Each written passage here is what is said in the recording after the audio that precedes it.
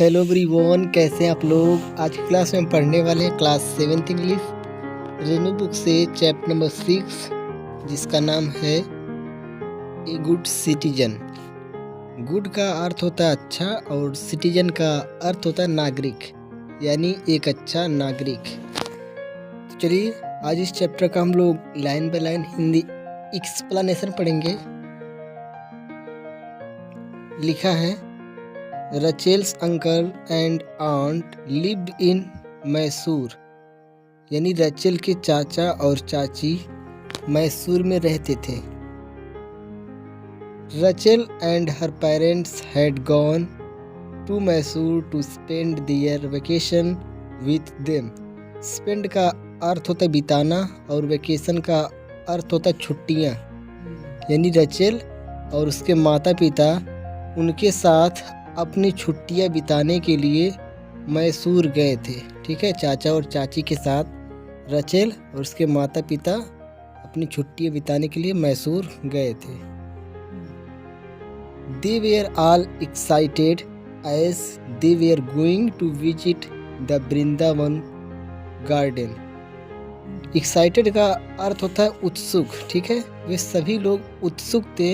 As का अर्थ होता है क्योंकि they were going to visit the Vrindavan garden, क्योंकि वे वृंदावन गार्डन जा रहे थे। विजिट का अर्थ होता है देखने जाना। ठीक है, वे वृंदावन गार्डन देखने जा रहे थे। ऑन द वे, रास्ते में, हर आंट टोल्ड देम, उनकी चाची उन्हें बताई, उसकी रचेल की चाची उन्हें बताई, that about 2 million tourists visit the Vrindavan garden every year. उसकी चाची बोली कि लगभग 2 मिलियन यानी 20 लाख यात्री या पर्यटक हर साल वृंदावन गार्डन देखने आते हैं। विजिट का अर्थ होता है देखने आना या फिर घूमने आना, तो वृंदावन गार्डन देखने आते हैं लगभग 20 लाख पर्यटक या यात्री। रचेल सेड, रचेल बोली, aunt it's going to be fun, यह बहुत ही मज़ेदार होने वाला है। फन, ठीक है। रचेल बोली, चाची यह बहुत ही मज़ेदार होने वाला है। As they entered the garden, और जैसे ही वे गार्डन के अंदर गए, बगीचे के अंदर गए, रचेल एक्सक्लेम्ड, रचेल खुशी से चिल्लाई, wow what beautiful flowers and fountains are these. Rachel बोली कि कितने सुंदर फूल और फव्वारे हैं ये। फाउंटेन्स का अर्थ होता है फव्वारा। ठीक है, कितने सुंदर फूल और फव्वारे हैं ये। I must make a bouquet for my self. Bouquet का अर्थ होता है फूलों का गुलदस्ता। तो रचेल बोली कि मुझे अपने लिए फूलों का एक गुलदस्ता बनाना चाहिए।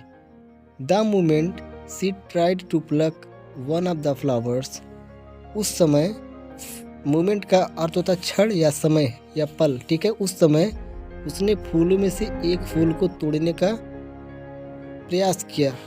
हर आंट स्टॉप्ड हर, उसकी चाची ने उसे रोका, एंड सेड, और कहा, डोंट डू दैट, ऐसा मत करो, we should not pluck flowers, हमें फूलों को नहीं तोड़ना चाहिए।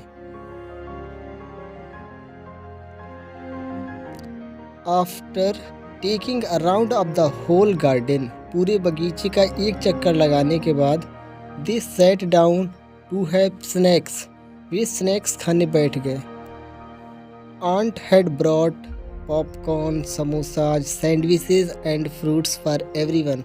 अब उनकी चाची उनके लिए क्या लाई थी? उनकी चाची प्रत्येक के लिए पॉपकॉर्न, समोसा, सैंडविच और फल लाई थी। रचेल फिनिश्ड हर स्नैक्स, रचेल अपना स्नैक्स ख़त्म कर ली। ठीक है, उसे फिनिश कर ली, ख़त्म कर ली। And threw her plate and glass under the bench, और अपने प्लेट और ग्लास को बेंच के नीचे फेंक दी। Her aunt politely asked her, उसकी चाची उससे, पोलाइटली का अर्थ होता विनम्रता या शिष्टाचार। ठीक है, शिष्टाचार या विनम्रता पूर्वक पूछी, do you throw the wastage under your study table और सोफ़ा एट होम टू। उसकी चाची बोल रही है कि क्या तुम घर पर भी अपनी पढ़ाई की मेज के नीचे या सोफ़ा के नीचे वेस्टेज को फेंकती हो। वेस्टेज का अर्थ होता है कचरा, ठीक है। क्या तुम घर पर भी अपनी पढ़ाई की मेज या सोफ़ा के नीचे कचरे को फेंकती हो? Rachel it is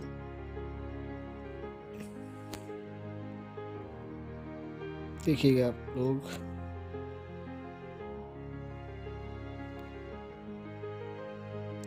it is our duty, यह हमारा कर्तव्य है, टू कीप आवर सराउंडिंग्स, अपने आसपास की चीज़ों को, जैसे कि पब्लिक प्लेस, सार्वजनिक स्थलों like roads, parks, schools, hospitals etcetera clean.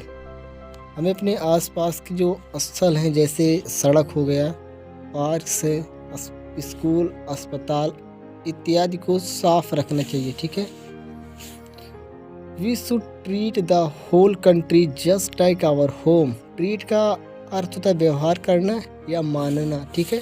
तो हमें संसार को, होल कंट्री, पूरे कंट्री को, पूरे देश को अपना घर की तरह मानना चाहिए, ठीक है। अपने घर की तरह मानना चाहिए। रचेल क्विकली अंडरस्टूड, रचेल बहुत ही जल्दी समझ गई। And collected the wastage and threw them in a dustbin, और कचरे को इकट्ठा करी और उन्हें एक डस्टबिन में, एक कूड़ादान में फेंक दी।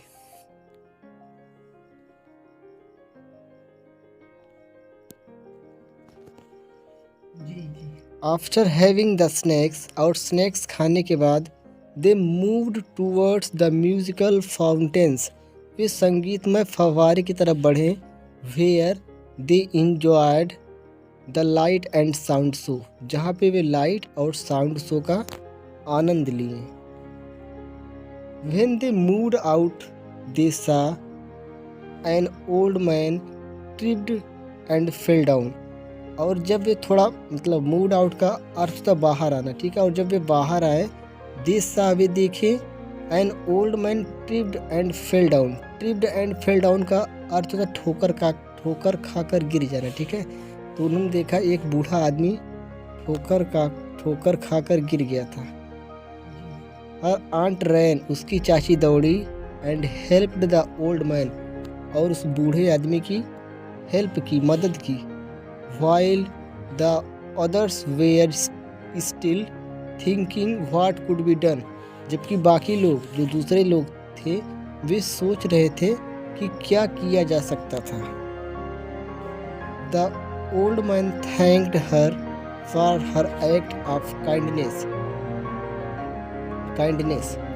बूढ़ा आदमी था, उसने दयालुता के उसके काम के लिए उसको धन्यवाद दिया।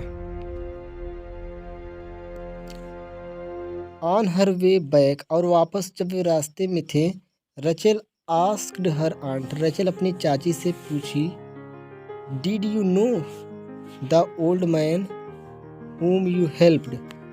तो रचेल बोल रही है कि क्या आप उस बूढ़े आदमी को जानती थी, whom you helped, जिसकी आपने मदद की। हर आंट रिप्लाइड, उसकी चाची ने जवाब दिया, नो रचेल, नहीं रचेल, आई डिड नॉट, मैं नहीं जानती थी, बट आई हेल्प्ड हिम, लेकिन मैंने उसकी मदद की। बिकॉज, क्योंकि, ही वॉज इन ट्रबल, क्योंकि वह ट्रबल में था। ट्रबल का अर्थ होता है परेशानी में या मुसीबत में, ठीक है। वह मुसीबत में था, संकट में था। We must always help people, हमें लोगों की मदद करनी चाहिए, हु आर इन ट्रबल, जो मुसीबत में होते हैं। We should take care of the people around us, just like we take care of the members of our family. बोल रही है कि जिस तरह से हम अपने परिवार के मेंबर्स के, जो सदस्य होते हैं, उनकी देखभाल करते हैं, ठीक उसी तरह हमें अपने आसपास के लोगों की भी देखभाल करनी चाहिए, उनको देखना चाहिए, ठीक है। टेक केयर, देखभाल करना चाहिए।